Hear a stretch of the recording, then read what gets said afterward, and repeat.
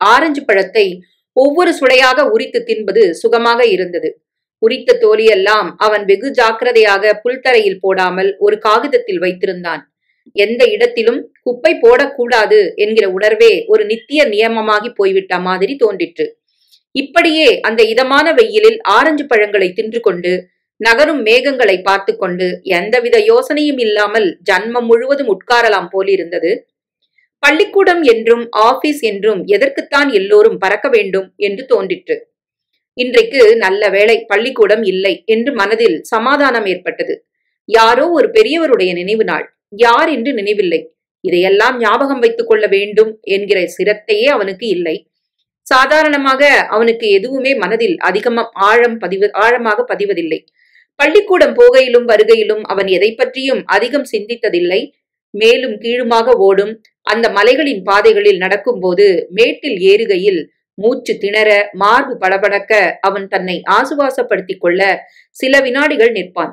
அப்பொழுது மேலே மேகங்கள் நகர்ந்து கொண்டிருக்கும். அங்கொன்றும் இங்கொன்றுமாக சிதறியிருக்கும் வீடுகளில் கிளாடியோலி பூக்கள் அசைந்து அசைந்து சிரிக்கும். சின்ன சின்ன பூத்துவிட்ட குழந்தைகள் கனமான ஸ்வெட்டர்களில் குல்லாய்களில் ஜப்பான் பொம்மைகள் மாதிரி தோட்டங்களில் விளையாடி கொண்டிருக்கும். அவன் எல்லாவற்றையும் ஒரே மூச்சாக தன்னுள் பதித்துக் கொள்கிற மாதிரி பார்ப்பான். மனதுக்குள் ரொம்ப சந்தோஷமாக இருக்கும்.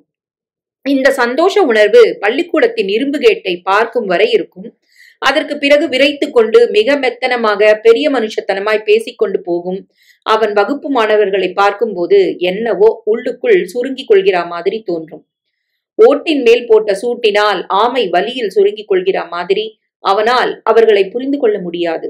அவர்களது பேச்சில் அவர்களது சிரிப்பில் கலந்து கொள்ள முடியாது. ஆரம்ப காலத்தில் ரொம்ப கஷ்டமாக இருக்கும். அவர்களுடைய கேலி பேச்சுகள், பரிகாசங்கள், அவனுக்கு கிடைக்கும் உதைகள் எல்லாம் தான் செய்த இனம் புரியாத பாவத்துக்கு கூலி வாங்கிக் கொள்கிற மாதிரி அவன் வாயை மூடிக்கொண்டு கண்களில் நீர் கூட வராமல் அனுபவித்திருக்கிறான். இப்பொழுது அவர்களே அவனிடம் வருவதில்லை. அவனை கண்டதும் வழிவிடுகிற மாதிரி ஒதுங்கிக் கொள்கிறார்கள். அவனாக அவர்களது பேச்சில் கலந்து கொள்ள போனால் ஒருவித ஆயாசத்தோடு தங்கள் பேச்சை நிறுத்திக் கொள்கிறார்கள். 1000 மாணவர்கள் கொண்ட அந்த பள்ளிக்கூடத்தில் தான் தனியனாகி போனா மாதிரி அவனுள் ஒரு பிரமை ஏற்படும். எதற்காக தான் அந்த பள்ளிக்கூடத்திற்கு போக வேண்டும் என்று புரியவில்லை. ஆசிரியர்கள் சொல்வது பாதி விளங்கவில்லை. பள்ளிக்கூடத்துக்கு போகையிலும் வருகையிலும் வழியில் அவனுக்கு கிடைக்கும் ரசமான காட்சிகளுக்காகத்தான் அவன் ஒரு சத்தியத்துக்கு கட்டுப்பட்டவன் மாதிரி புத்தக மூட்டையை சுமந்து கொண்டு போய் வருகிறதாக அவன் நினைத்து கொண்டான். பாவம், அவனுக்கு ஐக்கியூ குறைவு என்று அவனை பார்ப்பவர்கள் எல்லாம் அவன் பின்னால் பேசுவதை அவன் கேட்டிருக்கிறான். ஐக்கியூவுக்கும் மூளைக்கும் ஏதோ சம்பந்தம் இருப்பதை அவன் புரிந்து கொண்டிருக்கிறான். அதை விருத்தி செய்வதற்காக அவனுடைய தனிப்பட்ட ஆசிரியர்களும் அம்மாவும் அப்பாவும் எத்தனை பாடுபடுகிறார்கள் என்று அவனுக்கு புரிந்தது. டாக்டரிடம் அவனை அடிக்கடி அவர்கள் அழைத்து போகும் சம்பவங்களை அவன் வெறுப்புடன் நினைத்து பார்த்து கொண்டான். அந்த டாக்டரை நினைத்தாலே கோபம் வந்தது. என்னென்னவோ பரிசோதனைகள் செய்த பிறகு அவர் பரீட்சைக்கு கேள்வி கேட்கிற மாதிரி கேட்பார். அவன் சில சமயங்களில் பிடிவாதத்தில் கோபத்தில் பதிலே சொல்ல மாட்டான். Ramu is a smarty, isn't he? Ramu ஒரு கெட்டிக்காரன் இல்லையா என்று அவர் கேட்கையில் நான் ஸ்மார்ட்டி இல்லை என்று கத்த வேண்டும் போலிருக்கும். டாக்டரிடம் இருந்து திரும்புகையில் அம்மா அப்பாவின் இறுகிய முகங்களை பார்க்கும்போது தன்னுடைய இயலாமையை நினைத்து துக்கமாக இருக்கும். டாக்டரிடம் போய் இப்பொழுது கொஞ்ச நாள் ஆகிவிட்டது, மறுபடி எப்பொழுது போக வேண்டி வருமோ என்று அவனுக்கு யோசனை ஏற்பட்டது. அவனை கண்களில் நீர்மல்க அம்மா சில சமயம் பார்க்கும்போது அவனுக்கு வருத்தமாக இருக்கும். இதற்கு மேல் என்னால் முடியாதும்மா என்று சொல்ல தோன்றும். அவன் இவ்வளவு ஆனதே பெரிய விஷயம் என்று அப்பா சொல்வதை கேட்கும்போது அவன் எவ்வளவு வித்தியாசமான பிறவி என்ற உணர்வு அவனை தனிமைப்படுத்தும். ஆனால் அவன் வரையில் அவனை சந்தோஷப்படுத்த எத்தனையோ விஷயங்கள் இருந்தன. இந்த புல்தரை மாதிரி, இந்த இதமான வெயில் மாதிரி, கல்கண்டாய் இனிக்கும் இந்த ஆரஞ்சு சுளைகள் மாதிரி. அவன் வைத்திருந்த ஆரஞ்சு பழங்கள் தீர்ந்து போயின.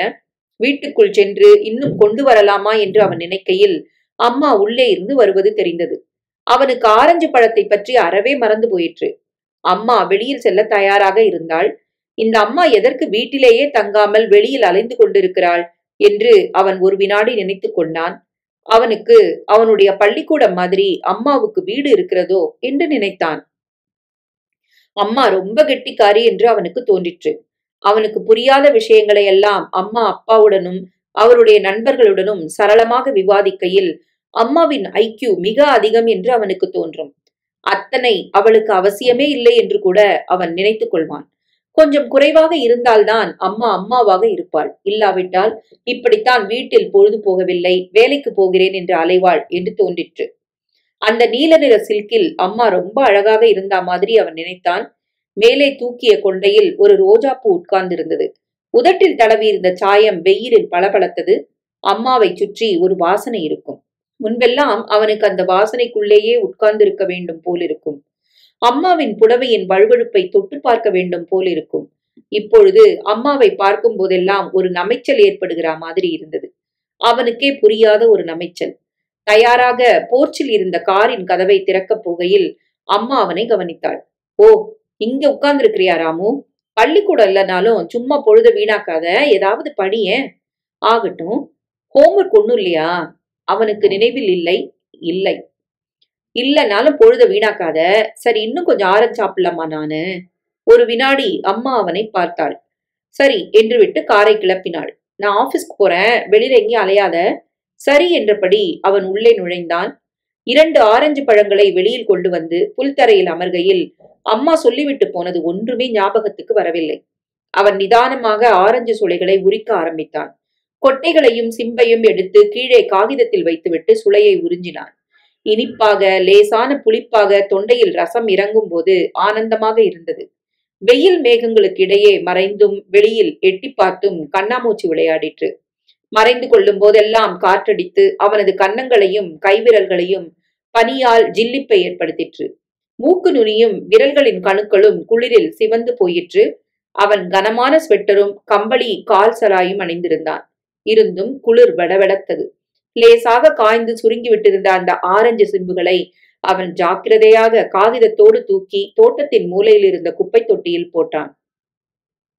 பிறகு என்ன செய்வது என்று புரியாதவனாய் மறைந்துவிட்ட சூரியனை தேடுகிற மாதிரி மேகங்களை பார்த்தபடி நின்றான்.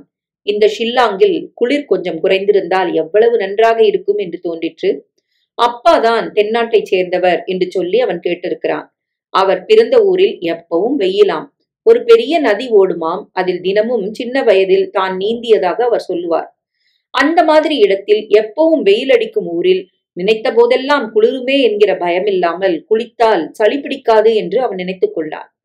அப்பா இந்த ஷில்லாங்குக்கு வேலையாக வந்தவர் இந்த இடமே பிடித்து போய் இங்கேயே தங்கிவிட்டார் என்று அவர் சொன்னதிலிருந்து அவனுக்கு புரிந்தது. அவருக்கும் அம்மாவுக்கும் இங்குதான் கல்யாணம் நடந்தது என்று அம்மா சொல்லுவாள். பிறகு அப்பா தெற்கே போனதே இல்லை. அந்த வெயிலையும் தினமும் நதியில் நீந்தினதையும் அவரால் எப்படி சுலபமாய் மறந்திருக்க முடிகிறது என்று யோசித்தான். சட்டென்று அவனுக்கு ஆயாசமாக இருந்தது. இதெல்லாம் தனக்கு புரிகிற விஷயங்கள் இல்லை என்று தோன்றிற்று. ஹலோ! அவன் திடுக்கிட்டு திரும்பினான். தோட்டத்து குட்டைச்சுவருக்கு வெளியில் அவன் வகுப்பில் படிக்கும் ஜான் சங்மான் நின்றிருந்தான். ஹலோ என்றான் இவன் பதிலுக்கு. என்ன தனியா நிக்கிற என்றான் ஜான். அதற்கு என்ன பதில் சொல்வது என்று புரியாமல் அவன் விழித்தான். தனியா நிக்காம யாரோட நிக்கிறது? வீட்டுல யாரும் இல்லையா? இல்ல. பின்ன வா, ஏன் இப்படி நடந்துட்டு வரலாம். எங்க? சும்மா இப்படி. அதோ அந்த ரோடுக்கு மேல ஒரு அரண்மனை இல்ல, அது வரைக்கும். அரண்மனையா? ஆமா. உனக்கு அது அங்க இருக்கிறது கூட தெரியாதா? இத்தனை வருஷமா இந்த வீட்டுல இருக்கிற? அவனுக்கு வெட்கமாக இருந்தது. வாஸ்தவத்தில் அவனுக்கு தெரியாது. அப்பாவும் அம்மாவும் அவனை அழைத்து சென்றதில்லை. அவனை யாருடனும் அனுப்பியதில்லை. அவனுள் லேசாக ஒரு சீற்றம் கூட எழுந்தது. சின்ன சின்ன விஷயங்கள் கூட தெரியாத அளவுக்கு அவர்கள் அல்லவா அவனை மண்டுவாக வைத்திருக்கிறார்கள். நான் போனதில்ல என்றான் அவன் லேசாக. பின்ன வா, ஏன் நான் கூட்டு போறேன் என்றான் ஜான். வெளியில் எங்கும் போகாதேன்னு அம்மா சொன்னது அவனுக்கு ஞாபகம் வந்தது. அவன் தயங்குவதை பார்த்து ஜான் சிரித்து கொண்டே கேட்டான். ஏன் உங்க அம்மா போகக்கூடாதுன்னு சொன்னாளா? அவனுக்கு அது எப்படி தெரிந்தது என்று அவனுக்கு ஆச்சரியமாக இருந்தது. ஜான் ஐயோ பாவம் என்று சிரிக்கிற மாதிரி இருந்தது. அவனுள் மறுபடியும் ஒரு லேசான சீற்றம் அவமானத்தினால் ஏற்பட்டது. அதெல்லாம் ஒண்ணும் இல்ல என்றான். பின்னவா? அவன் ஒரு வினாடி உள்ளே போய் சமையல் செய்யும் ஐயரிடம் தான் வெளியே போய்விட்டு வருவதாக சொல்லலாமா என்று நினைத்தான். பிறகு வேண்டாம் என்று நினைத்தவனாய் ஜான் சங்மாவுடன் கிளம்பினான். ஜான் அவனுடைய தோள் உயரத்துக்குத்தான் இருந்தான். அவன் வகுப்பில் எல்லா பிள்ளைகளுமே அவனுடைய தோள் உயரம்தான். நீ ஆள்தான் பெரியவனா இருக்கியே தவிர இன்னும் குழந்தை மாதிரி தான் இருக்கியே. அவனுக்கு என்ன பதில் சொல்வது என்று தெரியவில்லை. ஜானும் மற்றவர்களும் தன்னை பரிகாசம் செய்கிறார்களோ என்று தோன்றிற்று. ஏன் அப்படி சொல்ற என்று கேட்டான். ஜான் மறுபடியும் சிரித்தான். உனக்கு மீச கூட முளைச்சாச்சு, உன்னை அங்க போக விடுறதில்லையே. அவன் பதில் பேசாமல் இருந்தான். அவன் பதிலை எதிர்பார்க்காதவன் மாதிரி ஜான் பேசிக் கொண்டிருந்தான். நீ சுதந்திரமா வெளியில வாசல்ல போனா உனக்கு எத்தனையோ விஷயங்கள் தெரிய வரும். அப்பா அம்மா நிழல்லே இருந்தன்னா இந்த வயசுல தெரிய வேண்டிய சமாச்சாரங்கள்லாம் உனக்கு தெரிஞ்சுக்கவே முடியாம போகும். அவனுக்கு ஜான் சொல்வது வாஸ்தவம் தான் என்று தோன்றிற்று. அதனால்தான் இப்படி மற்றவர்களிடமிருந்து ஒட்டாமல் இருக்கிறோம் என்று தோன்றிற்று. மற்ற பையன்களின் ரகசிய பேச்சுக்களை எல்லாம், ஜோக்குகளை எல்லாம் புரிந்து கொள்ள முடியாமல் அவர்களது பரிகாசத்துக்கு ஆளாகி கொண்டிருக்கிறோம் என்று தோன்றிற்று. தன்னுடைய ஐக்கியூ குறைவு என்று ஜானிடம் சொல்லலாமா என்று ஒரு வினாடி நினைத்த பிறகு பேசாமல் இருந்தான். பாதை ரொம்ப மேடாக இருந்தது. வேகமாக வீசும் குளிர்ந்த காற்றுக்கு எதிராக நடப்பது சிரமமாக இருந்தது. இருந்தும் அந்த பைன் மரங்களை பார்த்தபடி நடப்பது சந்தோஷமாக இருந்தது. அம்மா அப்பாவுக்கு தெரியாமல் தன் வகுப்பு மாணவனுடன் அவனுக்கு சமதையாக நடப்பது மனதுக்கு ரொம்ப தெம்பாக இருந்தது. அவர்கள் பேசாமல் வெகு தூரம் நடந்தார்கள். ரொம்ப நேரமாக நடக்கிறோம் என்று அவனுக்கு சட்டென்று தோன்றிற்று. எங்கேயும் அழைச்சிட்டு போறேன் நீ? எங்க? ஒரு அரண்மனைக்கு. எங்க அது? தோ கொஞ்ச தூரம்தான். அந்த மொன திரும்பினா வந்துடும். என்ன கால் வலிக்குதா? இல்ல சும்மா கேட்டேன் என்றான் அவன் அவசரமாக. அவனுக்கு தன் மூளையை பற்றி பெருமை இல்லாவிட்டாலும் உடம்பை பற்றி நிறைய பெருமை இருந்தது. இந்த மலைகளில் எத்தனை நடந்தாலும் அவனுக்கு அயராது. முனை திரும்பியதும் ஜான் சொன்னான், அதோ பாரு, அதுதான் அரண்மனை. கோட்டை மதில் மாதிரி சுவர்களும் ஒரு பெரிய கேட்டும் தெரிந்தன. உள்ளே பழைய காலத்து கட்டிடம் தெரிந்தது. இங்க யார் இருக்காங்க? முன்னாடி அஸ்ஸாம்ல எத்தனையோ ராஜாக்கள் இருந்தாங்க. அப்படி இருந்த ஒரு ராஜாவோட பிள்ளை இப்ப இருக்கிறாரு. இந்த ராஜாவோட வேலை என்ன தெரியுமா இப்போ? என்ன? தினம் காலையில தங்க பூன் போட்ட வாக்கிங் ஸ்டிக்கை எடுத்துட்டு 2 மைல் வாக்கிங் போறது. ஜான் பெரிய ஜோக்கை சொன்ன மாதிரி சிரித்தான். அவனும் சிரித்தான். அப்படி சிரிக்கையில் மனசு ரொம்ப லேசாகி போன மாதிரி இருந்தது. அவர்கள் அந்த அரண்மனையை சுற்றி கொண்டு அதன் பின்னால் இருந்த பைன் மரங்கள் அடர்ந்த ஒரு வெளியில் புல்தரையில் உட்கார்ந்தார்கள். அதில் ஜனசஞ்சாரமே இல்லாத இந்த மேட்டில் இப்படி ஒரு அரண்மனையை கட்ட இந்த ராஜாவினால் எப்படி முடிந்தது என்று அவன் வியந்தான். பைன் மரங்களின் நிழலினால் அந்த இடம் மூட்டம் போட்டா மாதிரி இருந்தது. ஜான் தன் கால் சராயிலிருந்து ஒரு சிகரெட் பாக்கெட்டை எடுத்து ஒரு சிகரெட்டை உருவினான். நீ பிடிக்கிறியா என்று அவனை கேட்டபோது அவன் திடுக்கிட்டான். என்றான் அவன் பதற்றத்துடன். தன்னை விட சின்னவனாக தெரியும் இந்த ஜான் சங்மா இப்படி சாவதானமாக ரொம்ப நாள் பழக்கப்பட்டவன் மாதிரி சிகரெட்டை உதடுகளில் வைத்து பற்ற வைத்து புகையை இழுத்து வெளியே விடுவதை அவன் ஆச்சரியத்துடன் பார்த்தான். ஜான் ஒரு வகை மெத்தனத்தோடு கண்களை பாதி மூடிக்கொண்டு புகையை விட்டான். இந்த சிகரெட் பிடிக்கிறது இந்த குளிருக்கு எவ்வளவு இதமா இருக்கு தெரியுமா என்றான். அவன் ஒன்றும் பதில் பேசவில்லை. மார்பு படபடத்தது. நீ சிகரெட் குடிக்கிறது உன் அப்பா அம்மாவுக்கு தெரியுமா? தெரியாது. ஆனா தெரிஞ்சாலும் ஒன்னும் சொல்ல மாட்டாங்க. எங்க சமூகத்துல இது சகஜம். மலை பிரதேசங்கள்ல வசிக்கிறவங்களுக்கு சாராயமும் சிகரெட்டும் ரொம்ப அவசியம். சாராயமும் அப்படின்னா குடிப்பியா என்று கேட்க தோன்றிற்று. ஆனால் ஒரு வகை பயம் அவனை ஆட்கொண்டது. கூடவே ஜானுக்கு இருக்கும் தைரியமும் சுதந்திர போக்கும் தனக்கு இல்லையே என்கிற அவமான உணர்வு அவனுள் பரவிற்று. அவனுடைய அப்பா புகைப்பிடிப்பார். ஆனால் கெட்ட பழக்கம் நிறுத்திவிடப் போகிறேன் என்று சொல்லிக் கொண்டிருப்பார். அவன் அந்த சிகரெட்டை ஜான் முடிக்கும் வரையில் காத்திருந்தான். பிறகு வா போலாம், நாழி ஆயிட்டுது என்று எழுந்தான். தன் செய்கை அவனை எந்த அளவுக்கு பாதித்தது என்பதை உணராதவன் போல் ஜான் எழுந்தான். ஜான் ஒரு பெரிய சோம்பல் முறித்தான். மகாபோர், நாளைக்கு மறுபடி ஸ்கூல் போயாகணும் என்றான். அவனுக்கு ஆச்சரியமாக இருந்தது. உனக்கும் ஸ்கூல் பிடிக்காதா? ஸ்கூல் பிடிக்கும், ஆனா இந்த படிக்கிற விஷயம் பிடிக்காது. தனக்கு ஸ்கூலே பிடிக்காது என்று அவன் சொல்லவில்லை. அவன் தனக்குள் மூழ்கி போனவனாய் சுற்றுப்புறத்தை எந்தவித சிந்தனையும் இல்லாமல் பார்த்தபடி நடந்தான். மேட்டிலிருந்து கீழே இறங்க வேண்டியிருந்ததால் இறங்குவது சுலபமாக இருந்தது. இந்த மாதிரி அவன் ஒருவனுடன் முன்பின் போகாத இடத்திற்கு போய்விட்டு வந்தது எதையோ சாதித்து விட்டு வந்தா மாதிரி மனதில் ஒரு கிளுகிளுப்பை ஏற்படுத்தியது. இந்த மாதிரி அடிக்கடி போலாம், வரியா என்றான் ஜான். ஆகட்டும் என்றான் அவன். அது சாத்தியமா என்று யோசிக்காமல். வீடு வந்ததும் மனசு மறுபடியும் சுருங்கி கொண்டா மாதிரி இருந்தது. தன்னுடைய இயலாமை எல்லாம் ஞாபகத்துக்கு வந்தது.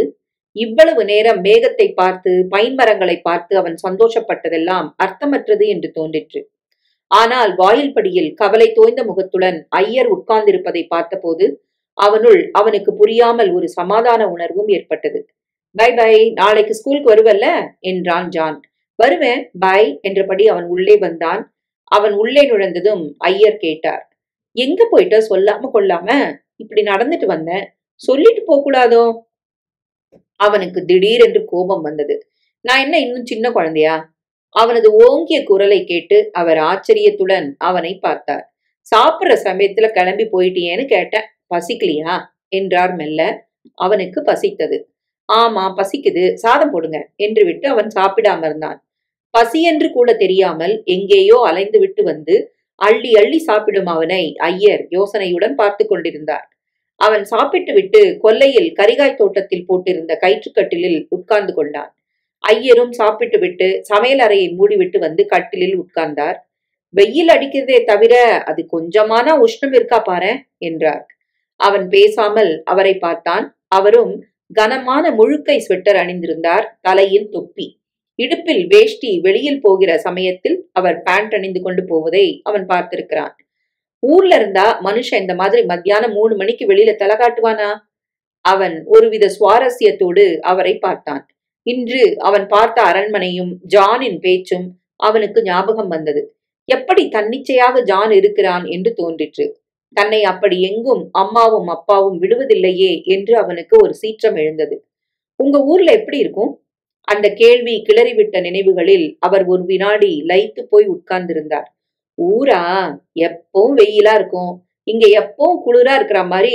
ஊரா இருந்தா இந்த தரித்திரத்தை எல்லாம் மாட்டிக்கிட்டு உட்கார்ந்துருக்க மாட்டேன். வெறும் வேஷ்டி தான், அதுக்கு மேல சட்டையே கிடையாது. கால்ல செருப்பும் போட்டுக்க மாட்டேன். இங்க சமையல் அறையில கூட செருப்பு மாட்டிக்க வேண்டியிருக்கு. அவரை சட்டை இல்லாமல் செருப்பில்லாமல் கற்பனை செய்கையில் அவனுக்கு சிரிப்பு வந்தது. ரொம்ப அநாகரிகமாக தோன்றியது. அங்க நதி இருக்குமா? அதுல நீங்க நீந்துவீங்களா? ஆஹா, என்ன அப்படி கேட்டுட்டேன். காவேரினா ஓடுறது நம்ம ஊர்ல. அதுல ஒரு நாள் குளிக்கலன்னா தூக்கமே வராது. பின்ன எப்படி இங்க வந்தேள்? அத சொல்லு. எல்லாம் வயிற்றுக்காகத்தான். உங்க அப்பாவும் நானும் ஒரே ஊரு.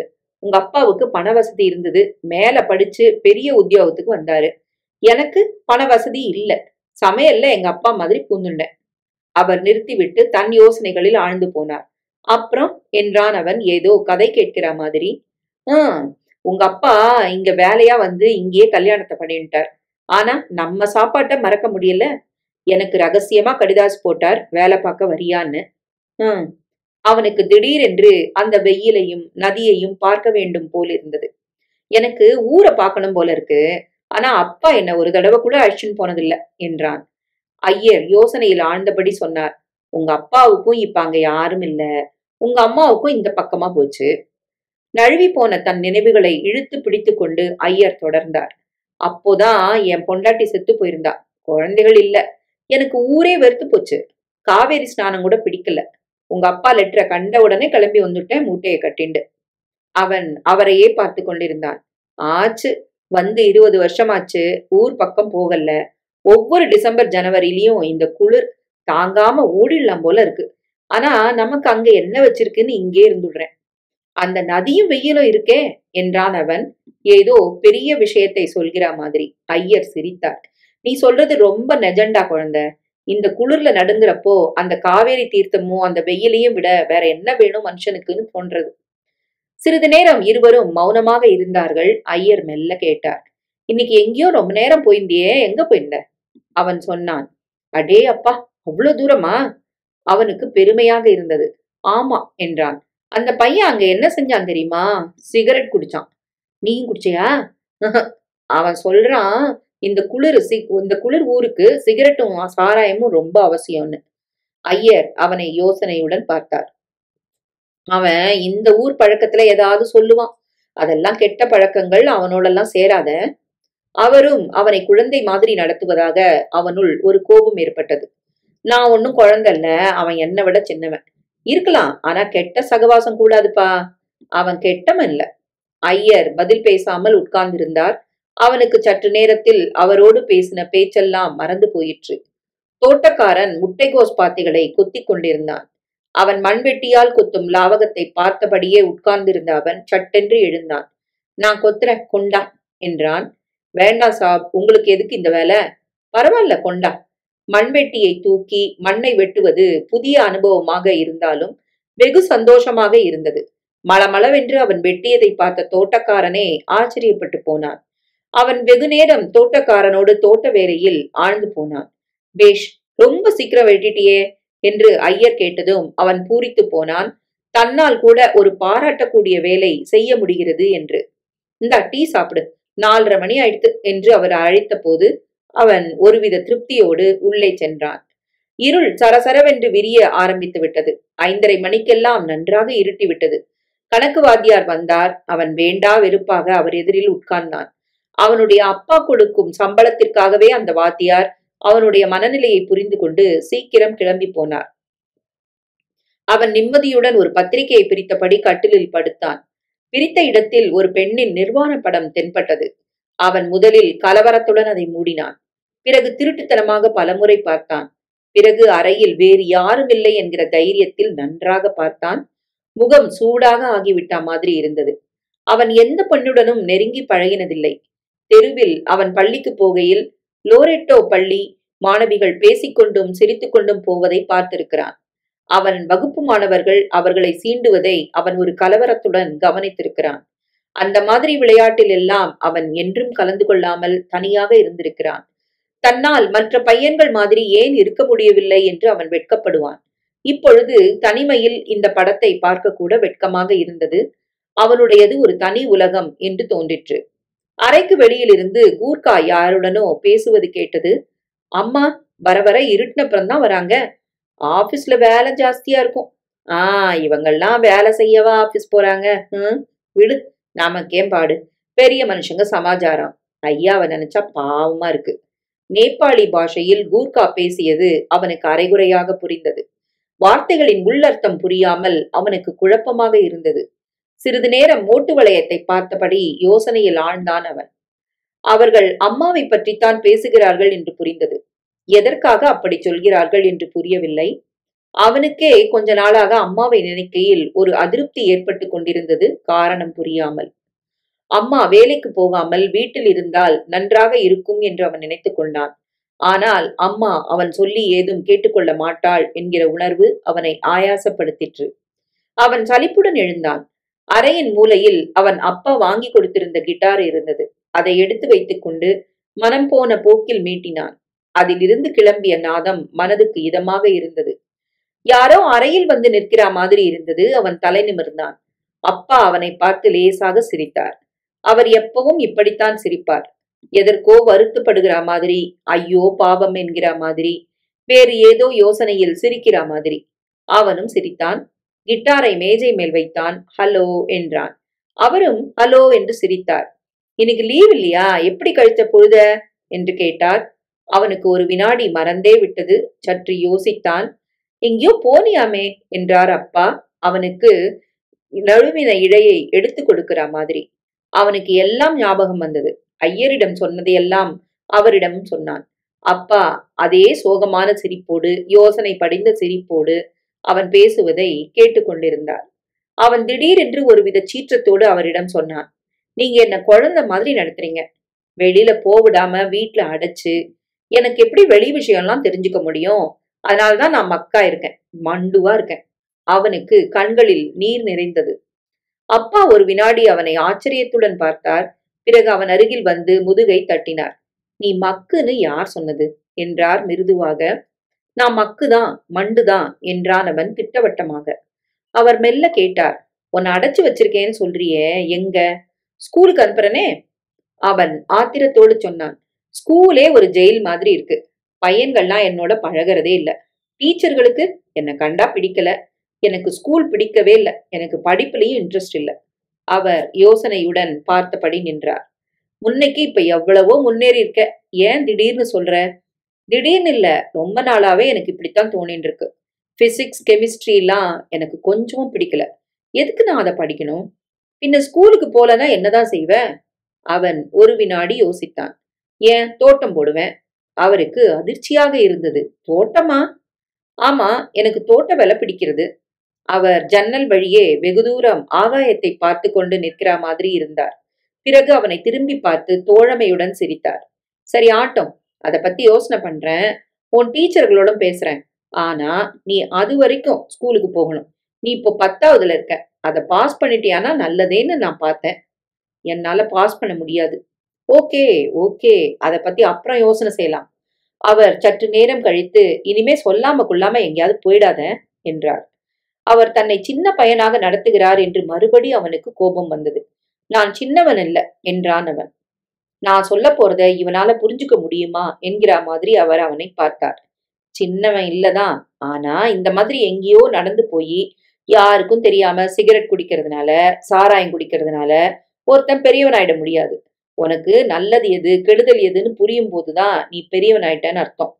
நீயா யோசிச்சு பார்க்கணும். இது நல்லதா கெடுதலான்னு யோசிக்கணும். அப்பதான் வளருவ. மிருதுவாக வரும் அவருடைய வார்த்தைகளை அவன் கேட்டுக்கொண்டிருந்தான். அதன் சாராம்சத்தை முழுவதும் கிரகிக்க முடியாமல். புரியுதா நான் சொல்றது? புரியுது. ஜன்னலில் பதிந்திருந்த அவர் பார்வை சட்டென்று தாழ்ந்தது. ஒரு கார் வந்து நிற்பதை அவன் பார்த்தான். அம்மாவின் ஆபீஸ்காரர் யாரோ அம்மாவை இறக்கிவிட்டு போவது தெரிந்தது. அம்மா சிரித்துக்கொண்டே கார் ஓட்டுபவரிடம் ஏதோ பேசுவதும் அவரும் சிரித்துக்கொண்டே காரை கிளப்புவதும் தெரிந்தது. அப்பா தலையே நிமிர்த்தாமல் மேஜை மேல் இறைந்து கிடந்த அவனுடைய புத்தகத்தை ஒழுங்குபடுத்துவதில் முனைந்து போனவர் மாதிரி நின்றார். அப்பா ஏதோ யோசித்துக் கொண்டிருக்கிறார் என்று அவன் நினைத்து கொண்டான். அப்பா திடீரென்று சுயநினைவுக்கு வந்தவர் போல் நிமிர்ந்தார். சரி, அப்ப நீ படி. படிக்கிறத மட்டும் நிறுத்தக்கூடாது. எந்த வேலை செஞ்சாலும் அதை பத்தி நன்னா படிச்சு தெரிஞ்சுண்டு செஞ்சா இன்னும் நன்னா செய்யலாம். தோட்ட வேலை கூடவா? ஆமா, வெறும் கொத்தா தெரிஞ்சா போறாது. விஷயத்தையும் தெரிஞ்சுக்கணும். உனக்கு இன்ட்ரெஸ்ட் இருந்தாதானா நான் உனக்கு புரியுற மாதிரி புத்தகங்கள் கொண்டு வந்து தரேன். நம்ம ஃபார்முக்கு போயும் வேலை செஞ்சு நேரடியா கத்துக்கலாம். அவன் ரொம்ப சந்தோஷத்துடன் சரி என்றான். அவர் கிளம்பினார். அவன் அப்பா என்றான். அவர் என்ன என்றபடி திரும்பினார். தேங்க்யூ. அவர் அவன் அருகில் வந்து லேசாக சிரித்தபடி அவன் முதுகை தட்டினார். அவர் கண்களில் நீர் பனித்திருந்த மாதிரி இருந்தது. பிறகு சட்டென்று திரும்பி போய்விட்டார். அவனுக்கு திடீரென்று ரொம்ப சந்தோஷமாக இருந்தது. அப்பாவுக்கு ஷில்லாங்கின் எல்லையில் ஒரு பெரிய காய்கறி பழத்தோட்டம் இருந்தது. எப்பொழுதாவது அவனை அவர் அங்கே கூட்டி போவார். அப்பொழுதெல்லாம் அவன் அந்த செடிகளையும் பழமரங்களையும் பார்த்து பரவசப்பட்டு போவான். அங்கேயே போய் அவன் வேலை செய்யலாம் என்று அப்பா சொன்னதை அவனால் நம்ப கூட முடியவில்லை. ஐயர் அவனை சாப்பிட வரும்படி அழைத்தார். அவன் எழுந்து போனான். அம்மா புடவையை மாற்றிக்கொண்டு முகத்தை கழுவிக்கொண்டு வந்து உட்கார்ந்திருந்தாள். அவனை கண்டதும் அவள் முகத்தில் ஒரு ஆயாசம் தெரிந்தது. அவனுக்கு சட்டென்று சவுக்கிதார் பேசின பேச்சு ஞாபகத்துக்கு வந்தது. நீ ஏன் இப்பெல்லாம் ரொம்ப லேட்டா வீட்டுக்கு வர என்றான். அப்பா சாப்பிடுவதை சட்டென்று நிறுத்தி நிமிர்ந்து பார்த்தார். அம்மா ஆச்சரியத்துடன் அவனை பார்த்தாள். பிறகு லேசாக சிரித்தாள். ஆபீஸ்ல வேலை ஜாஸ்தி என்றாள். அத பத்தி சவுக்கிதார் என்ன சொன்னான் என்று சொல்லலாமா என்று ஒரு வினாடி யோசித்தான். பிறகு வேண்டாம் என்று பேசாமல் இருந்தான். அம்மாவுக்கு வெகு சீக்கிரம் கோபம் வந்துவிடும் என்கிற பயத்தில். அம்மா சாப்பிட்டு கொண்டே அஸ்ஸாமிய பாஷையில் கேட்டாள். இன்னைக்கு நீ ஸ்கூலுக்கு போலியே, என்ன பண்ண? படிச்சியா? அம்மாவுக்கு இதை தவிர வேறொன்றும் கேட்க தெரியாது என்று அவன் நினைத்து கொண்டான். ஆமா என்றான். ஐயரிடமும் அப்பாவிடமும் சொல்ல முடிந்ததை அம்மாவிடம் சொல்ல முடியாது என்று தோன்றிற்று. முன்பெல்லாம் மனதில் என்ன தோன்றினாலும் அம்மாவிடம்தான் சொல்வான். இப்பொழுது அம்மா எங்கோ தொலைதூரத்துக்கு போய்விட்டா மாதிரி இருந்தது. அவன் மௌனமாக சாப்பிட்டு விட்டு எழுந்தான். அறைக்கு போவதற்கு முன் அவர்களுக்கு குட் நைட் சொன்னான். அவன் அறைக்குள் நுழைகையில், என்ன இன்னைக்கு இவ்வளவு மௌனமா இருக்கான் ராமு என்று அம்மா கேட்டதும் அவன் நிதானித்து அப்பா என்ன சொல்கிறார் என்று கேட்க நின்றான். அவன் யோசிக்க ஆரம்பிச்சிருக்கிறான். அது நல்ல அறிகுறி தானே என்றார் அப்பா. அவன் சிரித்துக்கொண்டே படுத்துக்கொண்டு ரஜாயை போர்த்தி கொண்டான். நிறைய யோசிக்கணும், அப்பதான் வளருவ என்று அப்பா சொன்னது ஞாபகம் வந்தது. என்ன யோசிப்பது என்று அவன் சற்று நேரம் யோசித்தான். அப்பா ரொம்ப நல்லவர் என்று தோன்றிற்று. கூடவே அம்மாவை நினைக்கும் போது ஒரு நமைச்சல் எடுத்தது. சவுக்கிதார் பேசியது ஞாபகத்துக்கு வந்தது. மேற்கொண்டு ஏதும் யோசிக்கவே பயமாக இருந்தது. இன்றைக்கு அவ்வளவு தூரம் நடந்துவிட்டு வந்ததும் மண்ணை கொத்தியதும் ஆயாசமாக இருந்தது. அவன் சீக்கிரம் தூங்கி போனான். பிளம் பழமரங்கள் பூத்து குலுங்கின. போன மாதம் வரை வெறும் பச்சையாக இலைகளாயிருந்த மரங்கள் திடீரென்று இரவோடு இரவாக மலர்ஜோலனை செய்தா மாதிரி இலைகளே தெரியாமல் வெள்ளை வெளியேறென்று பூக்களோடு கண்ணை பறிக்கும் அதிசயத்தை அவன் பார்த்தபடி உட்கார்ந்திருந்தான். இந்த பூக்களுக்கு ஒரு மனம் கூட இருந்தது. அவன் மரத்தருகே சென்று அதன் வாசனையை ஒருமுறை உள்ளுக்கு இழுத்து கொண்டான். ஆயிற்று. அடுத்த மாதம் இந்த பூக்கள் எல்லாம் உதிர்ந்து காய்க்க ஆரம்பித்துவிடும். கேட்டபிள்ட்டை வைத்துக்கொண்டு அந்த காய்களை அடித்து திங்க பார்க்கும் சிறு பிள்ளைகளிடமிருந்து இந்த மரங்களை காப்பாற்றுவதற்குள் போதும் போதும் என்றாகிவிடும். அந்த பிள்ளைகளிடமிருந்து தப்பித்து பழுக்கும் பிளம் மரங்களை பறித்து சாக்குகளில் நிரப்பி உள்ளூர் மார்க்கெட்டுக்கும் வெளியூருக்கும் அப்பா அனுப்புவார். அவனுக்கென்று பிரத்யேகமாக வீட்டுக்கு கூடைகளில் போகும். இந்த தோட்டத்து பழங்கள் நல்ல இரத்த சிவப்பாய் தித்திப்பாய் இருக்கும். அவனுக்கு பிடிக்கும். ஐயர் கொஞ்சம் பழங்களை ஜாம் செய்து பாட்டில்களில் மூடி வைப்பார். அது வருடத்துக்கு அவன் ரொட்டியுடன் சாப்பிட மேஜைக்கு வரும். அதைத் தவிர அன்னாசி பழக்காலங்களில் அன்னாசி பழங்கள், ஆரஞ்சு பழக்காலங்களில் ஆரஞ்சு பழங்கள். இந்த ஷில்லாங் மாதிரி வேறு ஊர் கிடைக்குமா? அவன் வெகு ஆசையோடு அந்த பெரிய தோட்டத்தை பார்த்தான். வரிசையாக முட்டைக்கோஸ்களும் பீட்ரூட்டும் கேரட்டும் வேறு இடங்கள் புதிதாய் விதை விதைப்பதற்கு எரு போட்டு தயார்படுத்தப்பட்டிருந்தன. கடந்த 3 மாதங்களில் அவன் இந்த தோட்டத்தோடு ஐக்கியமாகி விட்டிருந்தான். இயற்கைக்கும் அவனுக்கும் வெகு நெருக்கமான உறவு இருந்த மாதிரி தோன்றிற்று. செடிகளையும் கொடிகளையும் மரங்களையும் அதன் இயல்புகளையும் சுலபமாக புரிந்து கொள்ள முடிந்த மாதிரி இருந்தது. வகுப்பில் புரியாத கெமிஸ்ட்ரி எல்லாம் செடிகளுக்கு ஃபெர்டிலைசர்களுக்கு போடும்போது புரிந்தது. பாட்டனி வகுப்பில் மண்டையில் ஏறாத தாவர பெயர்கள் எல்லாம் அவனுக்கு வெகு இயல்பாக ஞாபகத்துக்கு வந்தன. இப்பொழுது அங்கு வேலை செய்கிற ஆட்களின் வேலையை மேற்பார்வை செய்வதற்காக அவன் எழுந்தான். காலை 8 மணியிலிருந்து இவர்கள் வேலை செய்து கொண்டிருக்கிறார்கள். பாவம் என்று அவன் நினைத்து கொண்டான். இவர்களிடையே இருக்கும்போது அவனது இயலாமையெல்லாம் ஞாபகத்துக்கு வருவதில்லை. அவர்கள் அவனுக்கு புரிகிற மாதிரி பேசினார்கள்.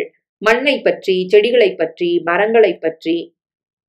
காலையிலிருந்து மாலை வரை இந்த தோட்டத்தை விட்டு வீட்டுக்கு சென்றதும் தனது வேறு ஒரு உலகம் அவனுக்கு நினைவுக்கு வரும். அவனது இயலாமையை சுட்டிக்காட்டும் உலகம். அவனுக்கு புரியாத விஷயங்களை எல்லாம் பேசி அவனுக்கு புரியாததற்காக அவனை இகழும் உலகம். உன்னை விட நாங்க மேம்பட்டவங்க என்று குத்தி காட்டும் உலகம். அவனை பெற்றவர்களின் உலகம் கூட அவனிலிருந்து வேறுபட்டதாகத்தான் இருந்தது. அவர்களுடைய நண்பர்கள் வீட்டிற்கு வரும்போது அவர்கள் எதிரிலேயே போக மாட்டான். அவர்களது பேச்சும் ஹாஸ்யமும் அரசியலும் அவனுக்கு அறவே புரியாது. அவன் தப்பித்தவறி அவர்கள் எதிரே போக நேர்ந்தால் அவனுடைய அம்மா ஏதோ குற்றம் புரிந்தவள் மாதிரி தலையை தொங்க போட்டுக்கொண்டு உட்காருவதை பார்க்கையில் இனிமேல் இவர்கள் எதிரில் வரவே கூடாது என்று அவன் சங்கல்பித்துக் கொள்வான். அவனுடைய அம்மாவை பொறுத்தவரையில் அவன் ஒரு அவமான சின்னம். அவனுக்கு கண்களில் லேசாக நீர் திரையிட்டது. நான் வருத்தப்பட்டு பிரயோஜனம் இல்ல என்று அவன் தனக்குள் சொல்லிக் கொண்டான். நான் தனியாகவே இருக்க பிறந்தவன்.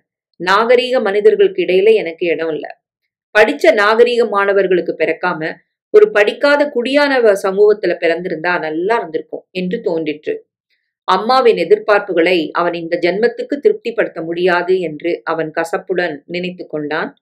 அவன் சட்டென்று தலையை உலுக்கிக் கொண்டான். அம்மாவை பற்றிய யோசனையில் ஈடுபடக்கூடாது என்கிற வைராக்கியத்தில் இருந்தும் ஆறாத புண் திடீர் என்று நினைத்த சமயத்தில் வலிக்கிற மாதிரி அவனுக்கு அம்மாவை பற்றிய நினைவு இந்த 3 மாதங்களாக மனதில் வேதனையை எழுப்பிக் கொண்டிருந்தது. அவன் மேகங்களை பார்த்து கொண்டு நிற்கையில் ஆரஞ்சு பழங்களை எண்ணி கோணியில் நிரப்பி மார்க்கெட்டுக்கு அனுப்புகையில் முட்டைகோஸ் பாத்திகளுக்கு பூச்சி மருந்து தெளிக்கையில் அன்று மட்டும் பள்ளிக்கூடத்தில் அந்த சம்பவம் ஏற்பட்டிருக்காவிட்டால் அவனுக்கு இத்தனை கலக்கம் ஏற்பட்டே இருக்காது. அவசரப்பட்டு பள்ளிக்கூடத்தை நிறுத்தக்கூடாது என்று அப்பா சொன்னதால் அவன் பள்ளிக்கூடத்துக்கு போய்க் கொண்டிருந்தான். ஒரு நாளைக்கு அவன் பள்ளிக்கூடம் முடிந்து ஆகாசத்தையும் கிளாடியோலி பூக்களையும் பார்த்தபடி வீட்டுக்கு நடக்கையில் பின்னால் 4-5 பையன்கள் பெரிதாக சிரிப்பது கேட்டது. அவன் திரும்பினான். அவன் வகுப்பில் படிக்கும் பையன்கள் அவனை விட சின்னவர்கள். அவனும் அவர்களை பார்த்து தோழமையோடு சிரித்தான். அதில் ஒருத்தன் கேட்டான், எதுக்கு இப்படி அவசரமா போற? ஹோம்ஒர்க் செய்யவா? மற்றவர்கள் ஏன் சிரிக்கிறார்கள் என்று அவனுக்கு புரியவில்லை. அவனும் சிரித்துக்கொண்டே ஆமாம் என்றான். நீ எதுக்கு சிரமப்படுற? நாங்க தான் சிரமப்பட்டு படிக்கணும், வேற வழியே இல்ல. அவர்கள் மறுபடி சிரித்தார்கள். அவன் விழித்தான். எங்களுக்கு என்ன, உனக்கு இருக்கிற மாதிரி ஒரு அம்மா இருக்காளா? ஐயையோ, நமக்கு வேண்டாம்பா என்றான் ஒருத்தன். இந்த பாரு, நீ படிக்காம கண்டதை கிறுக்கி கொடுத்தாலும் உங்க அம்மாவுக்கு இருக்கிற செல்வாக்குல பாஸ் ஆயிடலாம். அவர்கள் சிரிப்பு நியாயமானதாக அவனுக்கு படவில்லை. இருந்தும் அப்பாவியாய் கேட்டான், எப்படி? உங்க அம்மாவும் எஜுகேஷன் மினிஸ்டரும் ரொம்ப சிநேகிதம்னு தெரியாதா? தெரியாது. அவர்கள் ஓவென்று சிரித்தார்கள். அவன் உஷாரானான். அவர்கள் அம்மாவை எந்த விதமாகவோ பரிகாசம் செய்கிறார்கள் என்று புரிந்தது. அடவிடுப்பா, இவனுக்கு இதெல்லாம் ஒன்னும் புரியாது, வெறும் பச்சாயவன். அவர்கள் மறுபடி சிரித்தார்கள். அவனுக்கு திடீரென்று ஒரு ஆக்ரோஷம் கிளம்பிற்று. புத்தக மூட்டையை கீழே வைத்துவிட்டு அந்த 4 பேரையும் மொத்து மொத்தென்று முத்தினான். அவர்கள் அவனை விட வயதிலும் ஆகிருதியிலும் சிறியவர்களாயிருந்ததால் அவன் முத்தினதில் வெலவெலத்துப் போய் ஓடினார்கள். அவன் அவர்கள் ஓடுவதை பார்த்து தூ என்று துப்பினான். மனசில் இருந்த ஆத்திரத்தை எல்லாம் உமிழ்கிறா மாதிரி வீட்டுக்கு திரும்புகையில் மனதில் இனம் புரியாத அவமானமும் துக்கமும் ஏற்பட்டது. சௌக்கிதார் சொன்னதற்கும் இந்த பையன்களின் பரிகாசத்திற்கும் ஏதோ சம்பந்தம் இருப்பது புரிந்தது.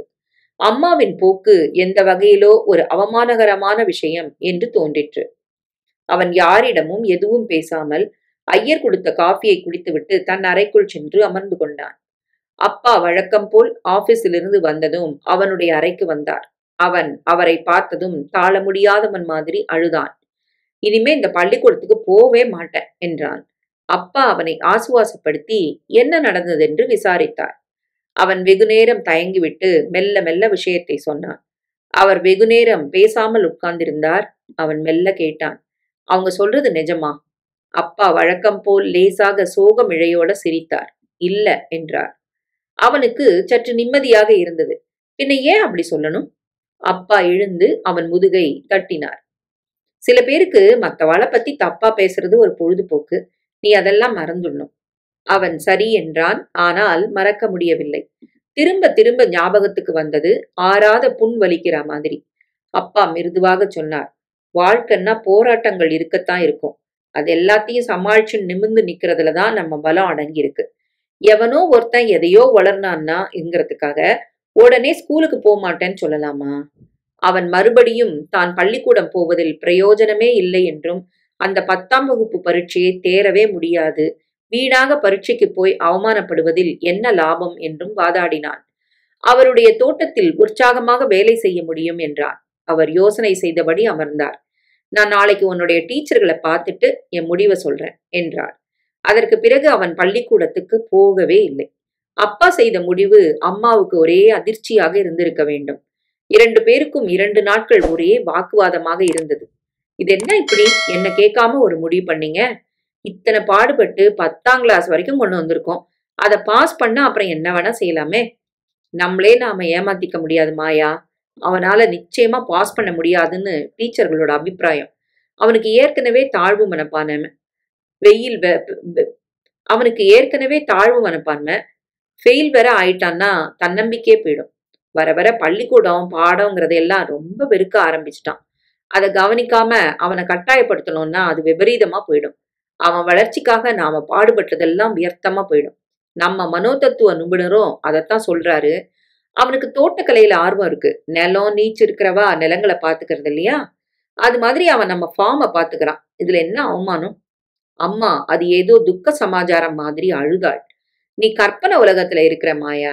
நிஜங்களை பார்க்க உனக்கு தெம்பில்ல. அதற்கு பிறகு அப்பா அன்று வானத்தை, கண்ணாடி கதவுகளுக்கு பின்னே தெரிந்த இருட்டை வெறித்து பார்த்தபடி சொன்னது அவனுக்கு இன்னும் பளீரென்று ஞாபகத்துக்கு வந்தது. இதெல்லாம் அவமானத்துக்குரிய விஷயம் இல்ல மாயா. அன்று அப்பா அப்படி நிதானமாக அந்த வார்த்தைகளை சொன்ன போது அதன் தாத்பரியம் அவனுக்கு முழுதும் புரியவில்லை. அவர் தன் பக்கம் என்கிற நிம்மதி மட்டும் ஏற்பட்டது. இப்பொழுதுதான் மனசு லேசாக, மிக லேசாக விழித்துக் கொள்ள ஆரம்பித்திருந்தது. விழிக்கையிலேயே அர்த்தங்களும் அனர்த்தங்களும் மனதை குழப்பின.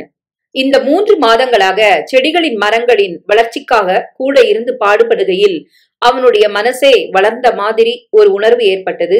புரியாத மனித இயல்புகள் எல்லாம் மெல்ல புரிகிற மாதிரி இருந்தது. அப்போது மனிதர்களை விட இந்த செடிகள் நம்பகமானவை என்று தோன்றிற்று. ராமு என்ற குரல் கேட்டு திரும்பினான். வேலி ஓரத்தில் ஜான் சக்மான் நின்றிருந்தான். அவன் ஆச்சரியத்துடன் எழுந்தான். அன்று ஜானுடன் உலாவி விட்டு வந்த பிறகு அவன் வெளியில் அவனுடன் மறுபடி போகவில்லை. அப்பாவுக்கு பிடிக்கவில்லை என்று உள்ளுணர்வு எச்சரித்ததனால் ஒவ்வொரு நாளும் ஜானிடம் ஏதாவது சாக்கு சொல்லி தட்டி கழித்தான். பிறகு ஜானும் அவனை கூப்பிடுவதை விட்டுவிட்டான். ஜானை பார்த்து எத்தனையோ நாட்கள் ஆகிவிட்டன. இன்று ஊருக்கு வெளியில் அவனை இந்த தோட்டத்துக்கு வெளியில் பார்க்கையில் அவனுக்கு ஆச்சரியமாகவும் சந்தோஷமாகவும் இருந்தது. ஹலோ என்று அவன் அருகில் சென்றான். எங்க வந்த? படாபானிக்கு என் மாமாவோட மோட்டார் சைக்கிள்ல வந்தேன். உன்னை பார்த்து ரொம்ப நாளாச்சேன்னு வண்டியை நிறுத்த சொன்னேன். அவன் அப்பொழுதுதான் சற்று தள்ளி ஒரு மோட்டார் சைக்கிளில் யாரோ உட்கார்ந்திருப்பதை பார்த்தான். நீ இங்க வந்து என்ன பண்ற என்றான் ஜான். அவன் ஒருமுறை அந்த தோட்டத்தை பெருமையோடு பார்த்தான். எங்க அப்பாவோட ஃபார்மை இப்ப கவனிச்சுக்கிறேன். நான் இப்போ ஒரு ஃபார்மர். ரொம்ப நல்ல உத்தியோகம் என்று சிரித்தான் ஜான். இங்க காய்கறி, பிளம் பழங்கள் எல்லாம் நீயே சாப்பிடலாம், திருட வேண்டாம். அவன் சிரித்தான். நான் சாப்பிட மாட்டேன், ஏன்னா நான் இப்போ ஒரு வியாபாரி. வியாபாரியே சரக்கு சாப்பிட்டா எப்படி? யூ சம்திங், நீ இப்ப நல்லா பேசுற என்றான் ஜான். அவனுக்கு கூச்சத்தில் முகம் சிவந்தது. அப்ப ஸ்கூலுக்கு இனிமே வரமாட்ட இல்லையா? அதிர்ஷ்டக்காரன் என்று சிரித்தபடி ஜான் கிளம்பினான். அவன் தன்னை அதிர்ஷ்டக்காரன் என்று சொன்னது அவனுக்கு வேடிக்கையாக இருந்தது. வீட்டிலிருந்து சாப்பாடு வந்திருந்தது. அவன் ஜான் சொன்ன வார்த்தைகளை நினைத்து சிரித்தபடியே அங்கிருந்த ஒரு ஷெட்டில் போய் உட்கார்ந்து கொண்டு சாப்பிட்டான். சாப்பிடுகையில் ஐயரின் ஞாபகம் வந்தது. அப்பாவுக்கு தமிழ்நாட்டின் நினைவு மறக்காமல் இருப்பது ஐயரின் சமையல்தான் என்று தோன்றியது. அம்மா அஸ்ஸாம் நாட்டை சேர்ந்தவளானாலும் அப்பா அஸ்ஸாம் சமையலை நுழைய விடவில்லை. அம்மாவுக்கு கூட ஐயரின் சமையலை பிடித்து போய்விட்டது. அவனுக்கு தமிழ் கற்றுக் கொடுத்தது கூட ஐயர் தான். ஐயர் எப்படி சொந்த ஊரையெல்லாம் மறந்துவிட்டு இங்கே இருக்கிறார் என்று அவன் அவரையும் அன்று அவர் பேசிய பேச்சையும் நினைத்து கொண்டான். கூடவே நேற்று அவன் கண்டது நினைவுக்கு வந்தது. நெற்றியில் சிந்தனை கோடுகள் விரிந்தன. நேற்று அவன் தோட்டத்திலிருந்து வீட்டுக்கு சென்ற போது டீ குடிக்க வேண்டும் போல் இருந்தது. ஐயரிடம் சொல்லலாம் என்று அவரை தேடிய போது அவரை காணவில்லை. சமையலறையிலிருந்து சற்று தள்ளி இருந்தது அவருடைய குவார்ட்டர்ஸ். அவர் படுத்துக் கொண்டிருப்பார் என்று அவன் அவருடைய அறைவாசலுக்கு சென்றான். உள்ளே இருவர் பேசுகிற குரல் கேட்டது. அவன் லேசாக தட்டினான். யாரது என்றார் ஐயர் அஸ்ஸாமில். அவன் நான் தான், கொஞ்சம் டீ போட்டு கொடுங்க என்றான் தமிழில். நீ போ, நான் வரேன் என்றார் அவர். அவன் சாப்பாட்டு மேஜை கருகில் உட்கார்ந்தான், ஒரு பத்திரிகையை புரட்டியபடி. சமையலறையில் பாத்திரங்களின் ஓசையிலிருந்து ஐயர் வந்துவிட்டார் என்று தெரிந்தது. படிப்பதற்கு போதிய வெளிச்சம் இல்லாததால் அவன் ஜன்னல் திரையை நன்றாக விலக்க எழுந்தான். திரையை நகர்த்துகையில் ஐயரின் குவார்ட்டர்ஸில் இருந்து ஒரு காசி, அதாவது ஷில்லாங் மேகாலயாவில் வாழும் மக்கள் வெளியேறுவதை பார்க்கையில் அவனுக்கு ஆச்சரியமாக இருந்தது. அவன் கவனித்து விட்டதை உள்ளே டீயை கொண்டு வந்து வைத்த ஐயர் சற்று கலவரத்துடன் பார்த்தார். அவன் தனது சுபாவமான வெகுளித்தனத்தோடு யார் அந்த பெண் என்று கேட்க இருந்தான். பிறகு சட்டென்று இதெல்லாம் கேட்கக்கூடிய விஷயங்கள் இல்லை என்று உள்ளுணர்வு உணர்த்த அவன் பேசாமல் இருந்தான். இப்பொழுதெல்லாம் நிறுத்தியதையெல்லாம் கேட்டுவிடக் கூடாது என்று அவன் தனக்குள் ஒரு கட்டுப்பாட்டை ஏற்படுத்தி கொண்டிருந்தான். ஐயர் சுட சுட பஜ்ஜி போட்டு கொண்டு வந்தார். அவன் ஒன்றுமே பேசாமல் சாப்பிடுவதை சற்று யோசனையுடன் பார்த்தார். பிறகு அவன் கவனத்தை திருப்ப வேண்டும் என்று, இன்னைக்கு தோட்டத்துல என்ன வேலை நடந்தது என்றார். அவனுக்கு உடனே உற்சாகம் திரும்பி விட்டது. அன்றைக்கு செய்ததையெல்லாம் சொன்னான். அந்த பிளம் மரங்களை பார்க்கும்போது எவ்வளவு ஆச்சரியமா இருக்கு தெரியுமா என்றான் அவன் ஆச்சரியத்தோடு. போன மாசமெல்லாம் வெறும் பச்சை இலையா மத்த மரங்கள் மாதிரி இருந்துச்சு. இப்ப பார்த்தா திடீர்னு ஒரே பூவா இருக்கு. நமக்கு தெரியாமலே பூத்துட்ட மாதிரி.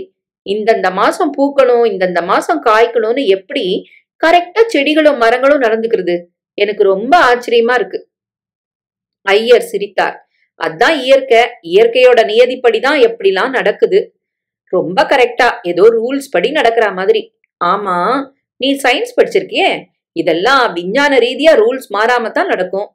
மனுஷனுக்கு தான் அந்த மாதிரி கட்டுப்பாடு இல்ல, நினைச்சபடி இருக்கலாம் இல்லையா? அவர் ஒரு வினாடி அதிர்ச்சியோடு பார்த்தார். இவனுக்கு கூட உள் அர்த்தம் வைத்து பேச முடியுமா என்று நினைத்து. அவனுடைய முகம் நிர்மலமாக இருந்தது. அது ஒரு யதார்த்தமான கேள்வி என்று புரிந்தது. ஆனால் முன்னைக்கு இப்பொழுது அவனுடைய சிந்தனையில் ஒரு முன்னேற்றம் இருப்பது தெரிந்தது. மனுஷனுக்கும் தான் அந்தந்த வயசுக்கு தகுந்த மாதிரி உடம்புலயும் மனசுலயும் இயற்கை மாறுதல்களை ஏற்படுத்துறது. ஆனா ஒரு நிலைக்கு அப்புறம் மனசை வளர்க்கறதும் அதை அடக்கிறதும் மனுஷனுக்கு தானா செஞ்சுக்கணும், தானா செஞ்சுக்கணும். அதுக்குத்தானே நம்ம யோசனை திறனே இருக்கு. அவன் கோப்பையை நகர்த்தியபடியே சொன்னான். இந்த மரம் மாதிரி செடி மாதிரி இருந்தா எவ்வளவு நன்னா இருக்கும். என்ன செய்யணும்னு யோசிக்காம இருக்கிறது எவ்வளவு சௌகரியம். ஐயர் சிரித்தார். என்ன அப்படி சொல்லிட்ட? அரிதரிது மானிடராய் பிறத்தல் அரிதுன்னு தமிழ்ல ஒருத்தர் பாடியிருக்கார். எல்லா ஜென்மத்தை விட மனுஷ ஜென்மந்தான் வசத்தின்னு. இந்த மனசு இருக்கிறதுனாலதான் உன்னால இந்த பூக்களையும் மரங்களையும் பார்த்து சந்தோஷப்பட முடியுது.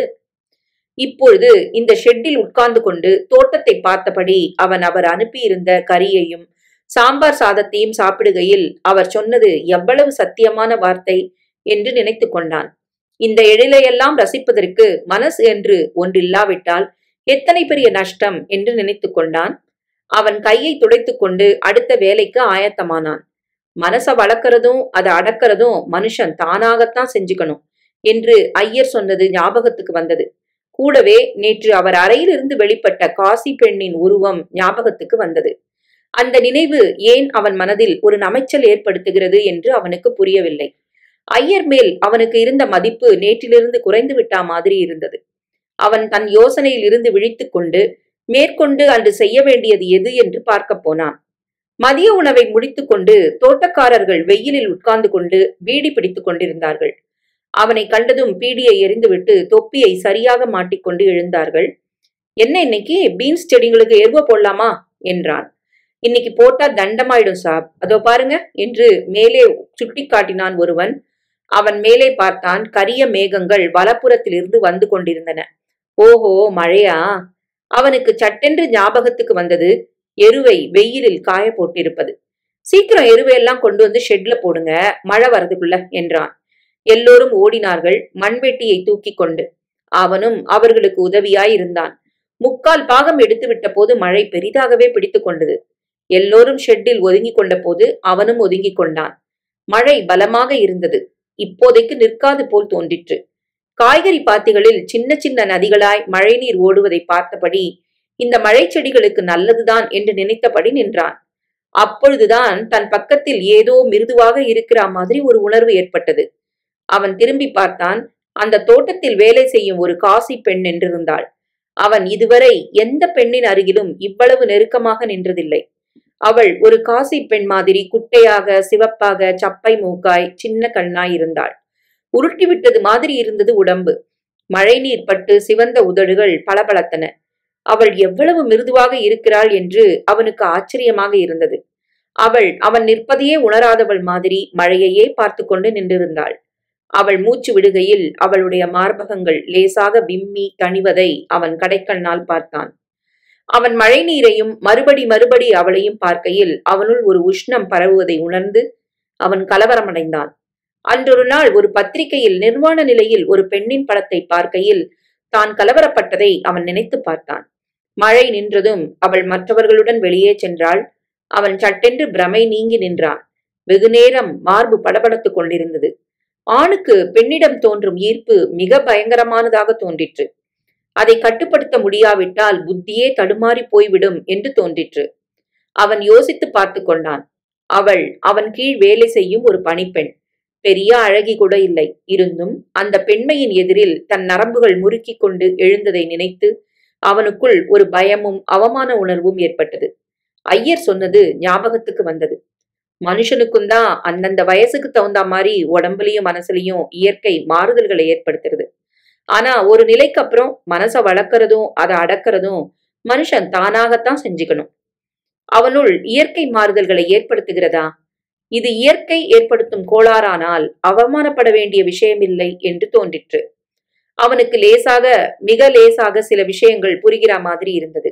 நேற்று அந்த காசி பெண் ஐயரின் அறைக்குள் இருந்ததற்கும், அன்று அவன் வகுப்பு பையன்கள் இவனுக்கு மீச முளைச்சிருக்கே தவிர இன்னும் பச்சாதான் என்று சொன்னதற்கும் அர்த்தம் புரிகிற மாதிரி இருந்தது.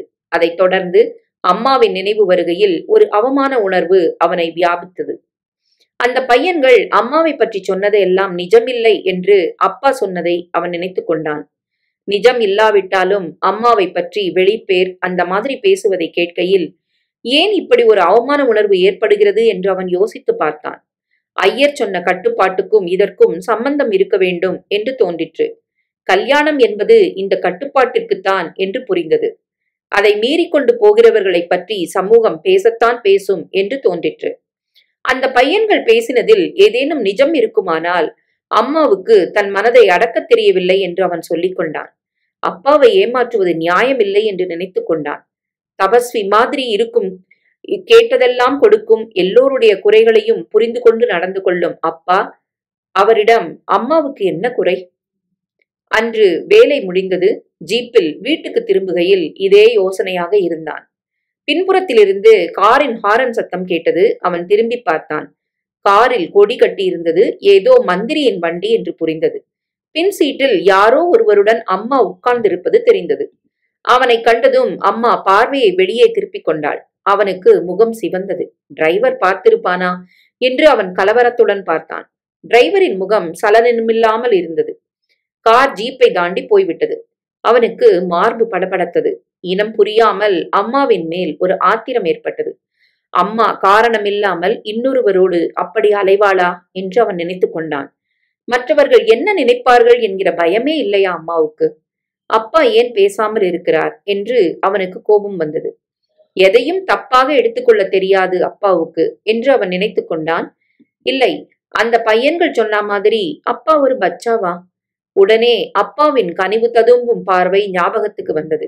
மற்றவர்களுடைய குறையெல்லாம் புரிந்து கொள்ளும் பார்வை, புரிந்து கொண்டு அனுதாபப்படும் பார்வை, உனக்கு நான் எந்த விதத்தில் உதவ முடியும் என்று கேட்கும் பார்வை. அவருக்கா ஒன்றும் தெரியாது? அப்படிப்பட்டவரை யாராவது ஏமாற்றலாமா?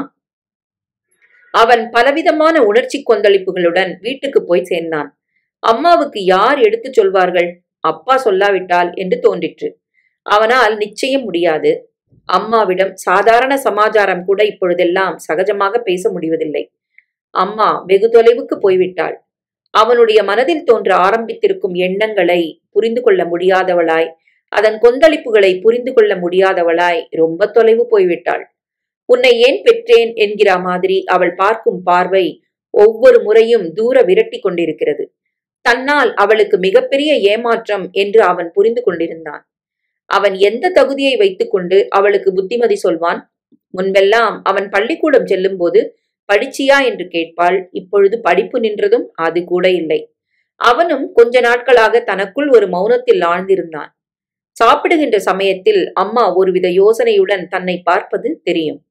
அவனுடைய நேருக்கு நேர் பார்வையை சந்திக்க முடியாமல் அவள் தன் பார்வையின் திசையை திருப்பிக் கொள்கையில் அவளுக்கு அவன் எத்தனை பெரிய அவமான சின்னம் என்று அவன் உள்ளுக்குள் வேதனைப்படுவான். ஸ்வெட்டர் போட்டுக்கோ, பால குடி என்கிற அளவுக்குத்தான் அவர்களிடையே சம்பாஷணை இருந்தது.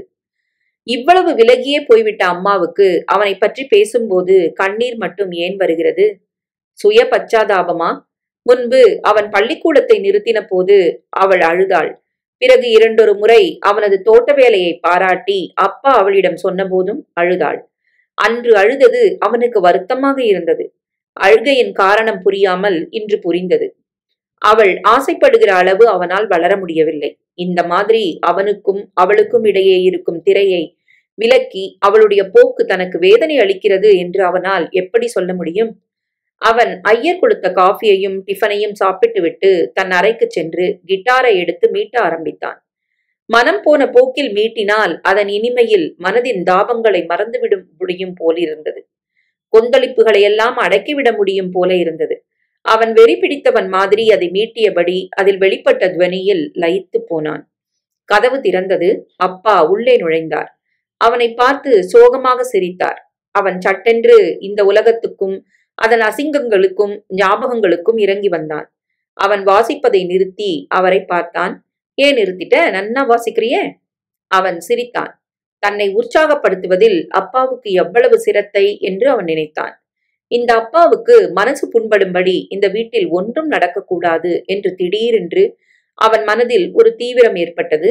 அதை எப்படி செயல்படுத்துவது என்று புரியாமல் அவன் திகைத்தான். அப்பா மென்மையாக சிரித்தார். என்ன யோசனை? இன்னைக்கு தோட்டத்துல என்ன வேலை நடந்தது? மழை பெஞ்சுதே. ஆமா, எருவெல்லாம் வெயில்ல காய போட்டிருந்தோம். நல்ல வேலை, கருத்த மேகத்தை பார்த்ததுமே எல்லாத்தையும் எடுத்து ஷெட்ல போட சொன்னேன். எரு வீணாகல. அவர் வியப்புடன் அவனை பார்த்தார். குட் என்றார். அவனுக்கு அதற்கு பிறகு பெய்த மழையும் அவன் அருகில் நின்ற காசி பெண்ணும் நினைவுக்கு வந்து பேசாமல் நின்றான். மற்றவர்களுடன் பகிர்ந்து கொள்ள முடியாத விஷயங்கள் நிறைய இருக்கிற மாதிரி அவனுக்கு தோன்றிற்று. அப்பா அவனுக்காக சில புத்தகங்கள் கொண்டு வந்திருந்தார். தோட்டக்கலையை பற்றி. படிச்சு பாரு, ஏதாவது புரியலன்னா என்ன கேளு என்றார். சரி என்றபடி அதன் வழவழப்பான அட்டையை வருடியவாறு யோசனையில் ஆழ்ந்தபடி நின்றான். அவர் அவன் முதுகை தட்டினார். என்ன இன்னைக்கு ரொம்ப யோசனையில இருக்க என்றார். அவன் அவரை பார்த்தான். கனிவு மிகுந்த பார்வை, பார்வையாலேயே அவனை அணைக்கும் பார்வை, வருடி கொடுக்கும் பார்வை அவனுக்கு தாங்க முடியாதது போலிருந்தது. கண்களில் நீர் கோத்து கொண்டது. அவன் தலையை தாழ்த்தி கொண்டான். நான் உங்களோட ஒரு விஷயம் பேசலாமா? தாராளமா பேசு. நீ பேசுறத கேட்கணும் தானே தினமும் உன்னை வந்து இந்த சமயத்துல பாக்குறேன். நான் இன்னைக்கு அம்மாவை அந்த மந்திரியோட கார்ல பார்த்தேன். ஒரே ஒரு வினாடி அவர் முகம் இறுகிற மாதிரி இருந்தது. அடுத்த வினாடி பழையபடி ஒரு சோக புன்னகை தெரிந்தது. அதனால என்றார். அவர் இவ்வளவு சாதாரணமாக இருக்கிறாரே என்று அவனுள் ஒரு ஆத்திரம் ஏற்பட்டது. அம்மா அப்படி அவரோட சுத்துறது எனக்கு பிடிக்கல, அவமானமா இருக்கு. அவர் முகம் மறுபடி இறுகியது. அம்மா அந்த மந்திரி கீழே வேலை பார்க்கறா, அதனால அவரோட வெளியில போக வேண்டியிருக்கும். இதுல என்ன தப்பு? உங்களுக்கு தப்பா படல? எல்லாருக்கும் தப்பா படுறது, எனக்கும் படுறது. நான் கவனிச்சிருக்கேன். அம்மா எல்லா ஆம்பளைங்களோடையும் ரொம்ப நெருக்கமா பழகிறது. எனக்கு அது ரொம்ப அசிங்கமா படுறது. உங்களுக்கு தப்பா படலையா? அவர் சற்று நேரம் அந்த தோட்டக்கலை புத்தகங்களை வருடியபடி உட்கார்ந்திருந்தார். பிறகு தலையை குனிந்தபடியே இல்லை என்றார். ஏன்னா எனக்கு அவளோட சுபாவம் தெரியும். இதெல்லாம் ஏதோ ஒரு மயக்கத்துலதான் அவ செய்யறா. அந்த மயக்கத்தை நீங்க போக்க வேண்டாமா? அவன் அப்படி பேசுவான் என்று எதிர்பாராதவராய் அவர் அதிர்ந்து போய் அவனை பார்த்தார். பிறகு நிதானமாய் சொன்னார். ஓரளவுக்கு வயசுக்கு வந்தப்புறம் அவாவாலே தான் எது சரி எது தப்புன்னு முடிவுக்கு வரணும். அவாவா மயக்கத்துல இருந்து அவாளே தான் தெளிஞ்சு வரணும். அந்தந்த வேலை வரும்போது அது வெறும் மயக்கமா இருந்தா தானே தெளிஞ்சிடும். அவன் பேசாமல் இருந்தான். அவருடைய பேச்சு அவனுக்கு புரியவில்லை. அவருடைய நிதானம் அவனுக்கு பிடிக்கவில்லை. அவர் சற்று நேரம் பேசாமல் இருந்து விட்டு சொன்னார். தமிழ்ல ஒரு பழமொழி உண்டு. பெத்த பிள்ளையா இருந்தாலும் நம்ம தோளுக்கு மேல வளர்ந்துட்டா தோழனா சிநேகிதனா பாவிக்கணும்னு. நீ என்னைக்கோ என் தோளுக்கு மேல வளர்ந்துட்ட. ஆனா இத்தனை நாளும் உன்னை குழந்தையா நினைச்சிட்டு இருந்தேன். இன்னைக்கு சிநேகிதனா பாவிச்சு சொல்றேன். உங்க அம்மாவுக்கு மனசுல ஒரு குற்ற உணர்வு. அதை மறக்கிறதுக்காக இப்படிலாம் வேஷம் போட்டுண்டு தன்னையே ஏமாத்திக்கிறா. அவன் பதில் பேசாமல் அவர் பேசுவதையே கேட்டுக்கொண்டிருந்தான். உலகத்துல எல்லாரும் ஒரே மாதிரி பிறக்கிறது இல்ல. ஒருத்தன் பணக்காரன், ஒருத்தன் ஏழைங்கிற மாதிரி புத்தியிலையும் வித்தியாசம் இருக்கு. அதுக்கெல்லாம் என்ன காரணங்கிற விஷயம் எல்லாம் நம்ம ஆராய்ச்சி பண்ண வேண்டியதில்லை. உள்ளதை உள்ளபடி ஏத்துக்க தெரிஞ்சா போறோம். அது தெரியாதனால உங்க அம்மா கஷ்டப்படுறா. உன்னை வளர்க்கறதுக்கு என்னை விட அவதான் அதிகமா பாடுபட்டிருக்கா. ஆனா தான் சிநேகிதிகளோட பிள்ளைகள் மாதிரி உன்னை ஒரு IAS ஆகவோ இன்ஜினியர் ஆகவோ ஆக்க முடியலங்கிற ஏமாத்தத்தை அவளால தாங்க முடியல. இது உன் குத்தமும் இல்ல, அவளுடைய குத்தமும் இல்ல. ஆனா அவ அதை தான் குத்தமா நினைக்கிறா.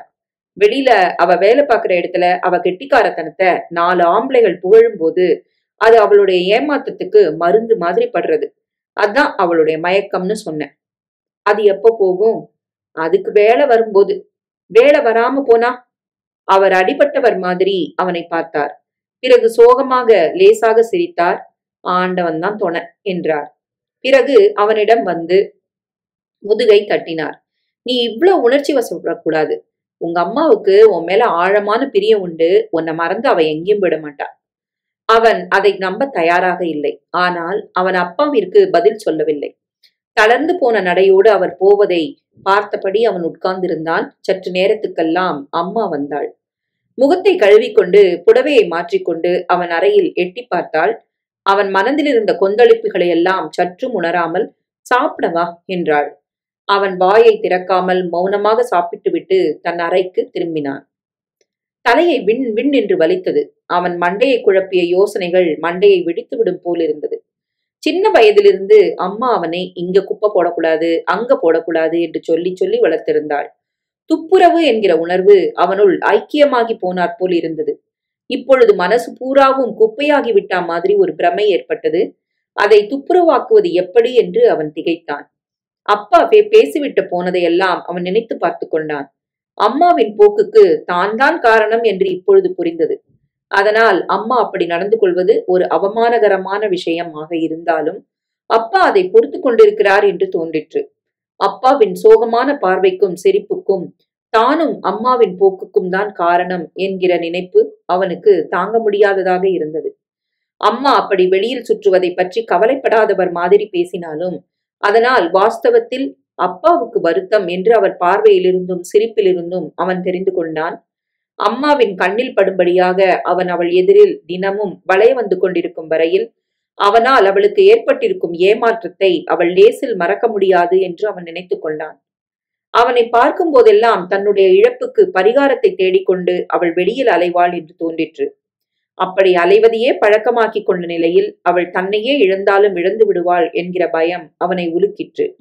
அப்படி ஏதாவது நேர்ந்துவிட்டால் அப்பாவை அது எப்படி பாதிக்கும் என்று அவன் யோசித்தான். ஆண்டவன் தான் துணை என்று சோகமாக சிரித்தபடி அவர் சொன்னது அவனுக்கு நினைவுக்கு வந்தது. தபஸ்வி மாதிரி இருக்கும் அந்த அப்பாவுக்கு எந்த விதமான மனச்சுமையும் ஏற்படக்கூடாது என்று அவன் தனக்குள் தீவிரமாக நினைத்து கொண்டான். அவர் இதுவரை அவனிடம் பேசிய இதமான பேச்சுக்கள், செய்திருக்கும் உதவிகள் எல்லாவற்றையும் நினைத்து பார்க்கையில் அவனை ஒரு மனிதனாக மதித்து அவனது எண்ணங்களுக்கு மதிப்பு கொடுத்தவர் அப்பா ஒருவர்தான் என்று புரிந்தது. அத்தகைய அப்பாவுக்கு மேலும் மனக்கஷ்டங்கள் வரக்கூடாது. அதற்கு அவன் காரணமாக இருக்கக்கூடாது. அவன் வெகுநேரம் தூக்கம் வராமல் புரண்டு கொண்டிருந்தான். கண்களிலிருந்து அடிக்கடி வழிந்த நீரை துடைத்தபடி யோசனையில் ஆழ்ந்தான்.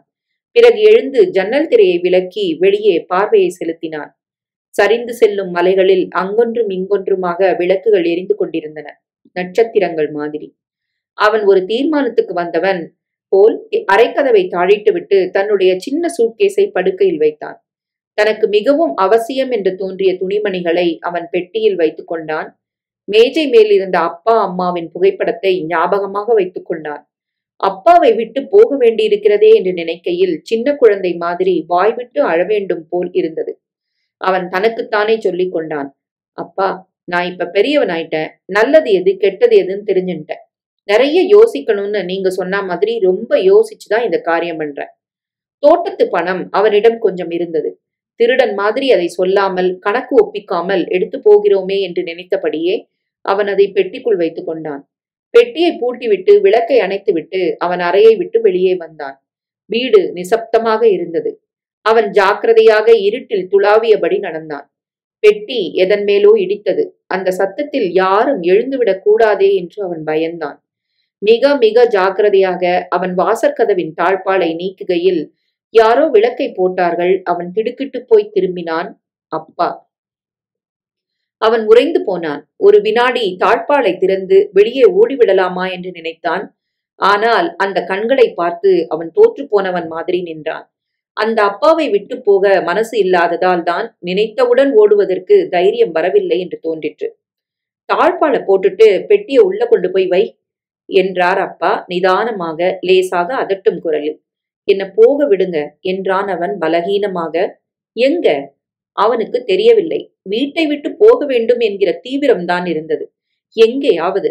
இந்த வீட்டுல நான் இருக்க மாட்டேன். உங்களுக்கு என்னால கஷ்டம் வரத நான் சகிக்க மாட்டேன். அப்பா நிதானமாக வந்து தாழ்பாலை போட்டுவிட்டு அவனை சோஃபாவில் உட்கார வைத்தார். என்ன கஷ்டம் என்றார். என்னாலதான் அம்மா இப்படி இருக்காங்கங்கிற கஷ்டம். அட பைத்தியக்காரா என்கிற மாதிரி அப்பா சிரித்தார். நீ வீட்டை விட்டு போயிட்டா என் கஷ்டம் ஜாஸ்தியான ஆகும். நீ இல்லாம நான் சந்தோஷமா இருப்பேன் நினைச்சியா என்றார். தாங்க முடியாமல் போன மாதிரி அவன் திடீரென்று விசித்து விசித்து அழுதான். பேச்சுக்குரல் கேட்டு அம்மா வந்து விட்டாள். என்ன இது இங்க அர்த்தராத்திரியில? அம்மா வந்து நிற்பதை அவன் கண்ணீருக்கிடையில் பார்த்தான். ராமு வீட்டை விட்டு போறானா என்றார் அப்பா. அம்மா சூட்கேஸையும் அவனையும் விழிகள் பிதுங்க பார்த்தாள். என்னது? அவளுக்கு யாரும் விடை கொடுக்காததால் அவள், ராமு ஏன் எதுக்கு என்று குழம்பிக் கொண்டு கேட்டபடி அருகில் வந்தாள். குரல் அழுகையில் வெடித்துவிடும் போல் இருந்தது. அப்பா ஆயாசத்தோடு அவனை பார்த்தார். அவன் பேசாமல் உட்கார்ந்திருந்தான். அம்மா ஒன்றும் புரியாமல் அவன் அருகில் வந்து உட்கார்ந்தாள். அவனது கையை தன் கைகளில் வைத்துக் கொண்டாள். ராமு, என்கிட்ட சொல்லு, உனக்கு என்ன குறை? அவள் கையை பிடித்ததும் அவனுக்கு திடீரென்று ஒரு எரிச்சல் வந்தது. அவளுடைய கைகளை விடுவித்துக் கொண்டு அவன் ஜன்னலண்டை போய் நின்றான். திரையை விலக்கி வெளியே பார்வையை செலுத்தினான். மனசில் இருப்பதையெல்லாம் அம்மாவிடம் கொட்டிவிட வேண்டும் போல் இருந்தது. மனதில் இருக்கும் பாரத்தின் சுமையை தாங்க முடியாது போலிருந்தது. தன் உலகத்திலேயே இருக்கும் அம்மாவை நினைத்து கோபம் வந்தது. என்ன குறையா? என் குறைய பத்தி யோசிக்க உனக்கு நேரம் இருக்கா? ராமு என்று அப்பா அதட்டினார். அவன் கவனிக்காமல் அம்மாவை வெறுப்புடன் பார்த்தான். உனக்கு உன் குறைதான் பெருசு. நான் மண்டுதான், மக்குதான். உனக்கு பிள்ளையா பிறந்திருக்க கூடாதுதான். என்னால ஒரு IASஓ என்ஜினியரோ ஆக முடியாதுதான். இதெல்லாம் உனக்கு குறைதான். அதுக்காக நீ கண்டவனோடெல்லாம் வெளியில சுத்தணுமா? எல்லாரும் உன்னை பார்த்து சிரிக்கணுமா? அம்மா அதிர்ந்து போனவள் மாதிரி அவனை பார்த்தாள். அவன் மனசில் இருப்பதையெல்லாம் கொட்டிவிடும் அவசரத்தோடு தொடர்ந்தான். நான் புத்திசாலி இல்ல, ஆனா நீ இப்படிலாம் நடந்துக்கிறத பார்த்து அவமானமா இருக்கு. இவ்ளோ நல்ல அப்பாவை நீ ஏமாத்துற மாதிரி இருக்கு. எனக்கு அது தாங்கல. நம்ம ஐயர் ஒரு காசி பெண்ணோட சிநேகம் வச்சுண்டா அது என்ன பாதிக்காது. நீ அந்த மாதிரி இருந்தா நான் அவமானப்படுவேன். நீ இப்படி இருக்கிறதுக்கு காரணம் நான் தான் இன்னைக்கு புரிஞ்சுது. நான் உன் எதிரில இருந்தா நீ அவமானத்தினால எங்கேயோ ஓடுற. அதனால உன்னை விட்டு நானே போயிடலான்னு யோசிச்சேன். அம்மா அவன் பேச்சுக்கு பதிலே சொல்லாமல் விசித்து அழுது கொண்டிருந்தாள். வேண்டாம் போயிடாத, என்னால தாங்க முடியாது என்று அழுதாள். இனிமே அப்படிலாம் போவியா என்று அவன் கேட்கவில்லை. அந்த அசிங்கமான கேள்விக்கு அவசியமில்லை என்று தோன்றிற்று. அப்பா அவன் தோளை வந்து மெல்ல தொட்டார். அவன் பதில் பேசாமல் தன் அறைக்கு திரும்பினான். அப்பா கூடவே வந்தார். இப்போ நிம்மதியா தூங்கு, மனசுல இருந்ததெல்லாம் கொட்டியாச்சு இல்லையா? இனிமே இந்த மாதிரி ஓடி போற அசட்டு காரியத்தெல்லாம் செய்யாத. ஒரு பிரச்சனையிலிருந்து ஓடி போறதுனால அந்த பிரச்சனையை தீர்க்க முடியாது. இருந்து போராடி ஜெயிக்கிறதுல தான் உன் பலம் இருக்கு என்றார். பிறகு லேசாக சிரித்தார். இன்னைக்கு நீ ஜெயிச்சிட்டேன்னு நினைக்கிறேன். அவர் சொல்வது உண்மையாக இருக்க வேண்டுமே என்று அவன் நினைத்தான். கதவண்டை சென்ற அப்பா அவனை பார்த்து சொன்னார். பிளம் மரங்கள் திடீர்னு பூத்து நிக்கிறத பார்த்து நீ ஆச்சரியப்பட்டியே. இன்னைக்கு உங்க அம்மாவுக்கும் இந்த மாதிரி ஆச்சரியம் ஏற்பட்டிருக்கும். அதுக்கு என்ன அர்த்தம் என்று யோசித்தவாறு அவன் படுக்கையில் படுத்துக்கொண்டான். இல தெரியாம பூத்திருக்கும் பிளம் மரங்கள் அவன் கண்களில் நின்றன. கூடவே தோட்டத்து பணம் பெட்டியில் இருப்பது ஞாபகத்துக்கு வந்தது. காலையில் அப்பாவுக்கு கணக்கு சொல்ல வேண்டும் என்று நினைத்தபடி அவன் கண்ணை மூடினான்.